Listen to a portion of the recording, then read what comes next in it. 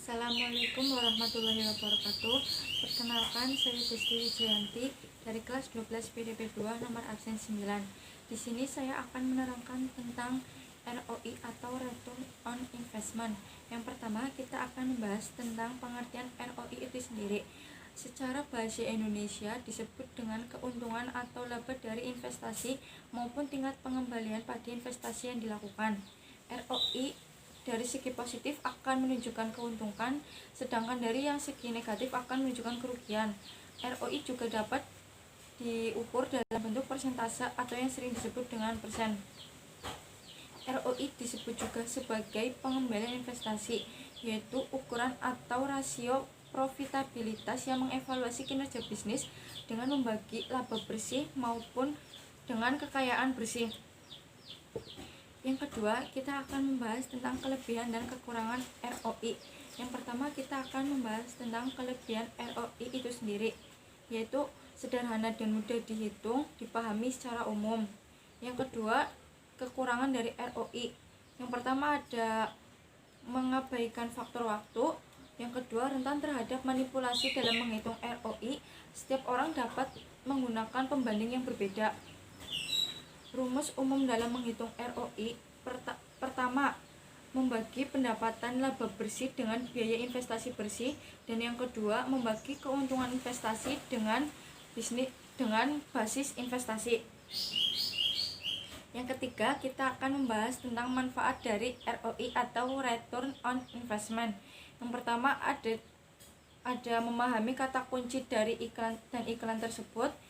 Yang kedua, mudah dalam mengambil keputusan tentang jumlah anggaran. Dan yang ketiga, mempelajari lebih banyak tentang uang yang dihasilkan. Yang keempat, kita akan membahas tentang cara menghitung ROI. Rumus menghitung ROI sebagai berikut. ROI sama dengan total penjualan dikurangi dengan investasi, dan investasi tersebut dikalikan dengan 100%. Contoh kasusnya, PT Kipsmile melakukan promosi yang menggunakan iklan online. Keuntungan yang didapat sebesar 20 juta, biaya promosi sebesar 14 juta. Berdasarkan keterangan di atas, ukurlah tingkat pengembalian investasi PT Kipsmile dan interpretasikan ROI-nya. Mari kita membahas kasus tersebut. Yang pertama, kita menulis diketahui terlebih dahulu. Pendapatannya 20 juta, biaya promosinya 14 juta. Yang ditanyakan dalam kasus tersebut adalah tingkat pengembalian investasi dan ROI-nya. Yang pertama, kita akan menjawab tentang tingkat pengembalian investasi. 20 juta tersebut dikurangkan dengan 14 juta, lalu hasilnya dikalikan dengan 100%, yaitu 6 juta dikalikan dengan 100%, ROI-nya 60%.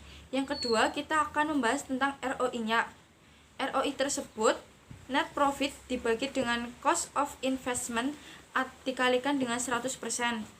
Net profit yaitu pendapatan dikurangi biaya lalu dibagi dengan biaya dikalikan dengan 100%. 20 juta tersebut dikurangkan dengan 14 juta lalu dibagikan dengan biaya yaitu 14 juta juga lalu dikalikan dengan 100%. Hasil dari tersebut 6 juta dibagi 140.000 sama dengan 42,8%. Itulah hasil dari tingkat pengembalian investasi sebesar 60% dan ROI-nya sebesar 42,8%.